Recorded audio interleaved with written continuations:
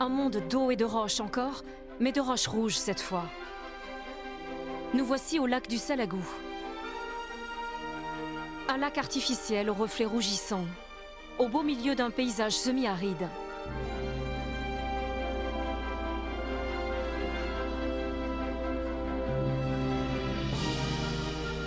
Ces roches rouges tout autour du lac, ce sont les Ruffes, un paysage unique en France et un terrain de rêve pour les vététistes.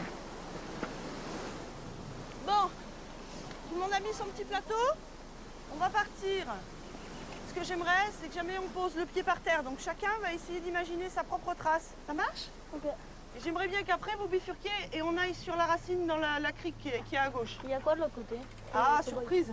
Allez, c'est parti alors. Tous les mercredis, les jeunes du Salagou viennent ici se donner quelques sensations fortes. Allez, allez, allez!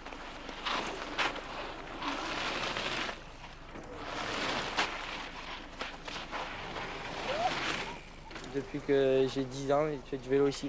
C'est bien, c'est grand, on peut aller où on veut.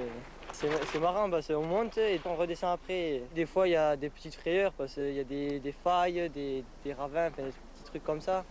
Et après, sinon, ça va. Allez, Loulou, c'est parti. C'est Sylvia Jacot qui les encadre. Sylvia, ancienne championne de cross-country. Alors? Oh, super. Super, mais moi je m'amuse autant que les enfants en fait. Hein. Donc c'est vrai qu'on a un terrain de jeu qui est extraordinaire. Et puis on a un espace grandiose avec de la végétation qui est quand même assez ouverte. Donc on peut choisir sans arrêt notre itinéraire. Et c'est un plaisir parce qu'on ne fait jamais la même chose. Des canyons, des bars, des crêtes. Un relief qui ne cesse de se creuser et de changer. Il n'y a pas de problème d'érosion à force que les VTT passent ici? Il y en a une telle épaisseur de ruffes, hein, il y en a plusieurs milliers de mètres. Donc ce relief s'est modelé déjà depuis des millions d'années et va continuer à se modeler. Donc la présence de l'homme, elle a toujours été de par le pastoralisme, de par l'agriculture. Aujourd'hui, il y a le sport de loisirs, il y a le VTT et on continue à modeler en quelque sorte ces ruffes. Le Salagou, pays rouge, est aussi un ancien pays de volcans. Au-dessus des ruffes émergent des vestiges de cheminées en basalte, mises au jour par l'érosion. Et de véritables murs naturels, ces anciennes montées de lave issues de fissures dans la cheminée du volcan. C'est de la force, c'est de la puissance. Voilà, on ressent ce volcanisme comme quelque chose de grand et c'est vrai que ça nous porte. Si un jour j'étais un paysage, j'aimerais être un paysage comme ça, un paysage volcanique qui a laissé cette empreinte forte.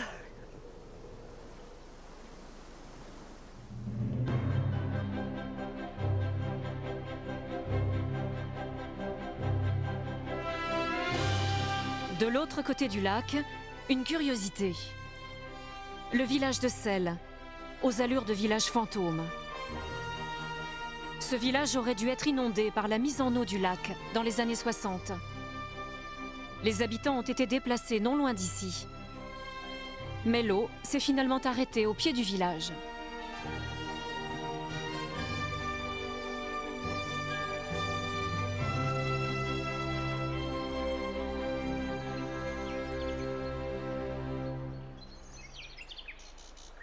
Le village n'est pas abandonné puisqu'on a progressivement réhabilité la mairie, il y a une boîte aux lettres qui fonctionne, l'église. On a retrouvé la cloche qui avait fait l'objet d'une légende comme quoi l'église était engloutie, qu'on entendait le clocher sonner par jour de grand vent. En fait, elle était en Provence. On nous l'a restituée à la commune et elle a été réinaugurée récemment au début des années 2000. Selles est aujourd'hui en voie de réhabilitation. Le village espère bientôt reprendre vie. Parce qu'on va reconstruire? Oui, bien sûr. Alors petit à petit, hein, non pas pour faire des résidences secondaires, mais pour fixer des artisans, des gens qui travailleront à l'année hein, et non pas de façon épisodique. Philippe Martin est un fin connaisseur des lieux. À la fois écologue, interprète du patrimoine et photographe. Il se bat depuis 30 ans pour sensibiliser le public à la beauté du Salagou et de ses environs.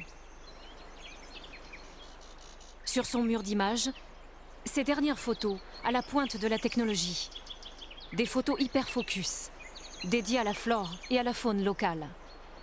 Photos exposées ce jour-là sur l'un des plus beaux murs du village. Et vous trouvez jolie l'architecture de ce village? Alors, c'est pas l'architecture à proprement parler, mais ce mur ici est constitué de pierres multicolores. Et ça, c'est unique au monde. Sur ce mur, du calcaire blanc, des grès jaunes et gris, de la ruffe et du basalte. Une véritable mosaïque. Alors ça serait très dommage, effectivement, de les crépir en beige, en blanc, en bleu, blanc, rouge, hein, alors que, effectivement, ça c'est une spécificité locale très très importante à faire valoir pour gérer le site. La haute vallée du Salagou. Un paysage classé et entretenu par des agriculteurs qui prennent soin de brûler en hiver les broussailles envahissantes. Résultat, le sol regorge de richesses.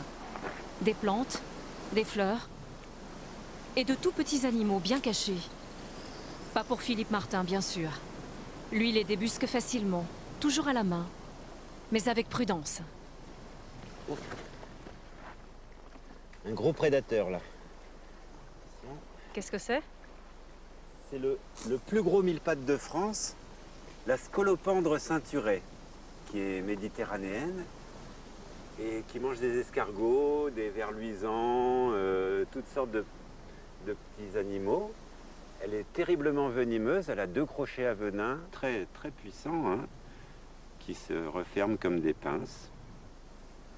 Le fait que ces animaux soient cachés sous les pierres, ils sont donc très sédentaires et on peut mètre carré par mètre carré analyser très très finement le territoire.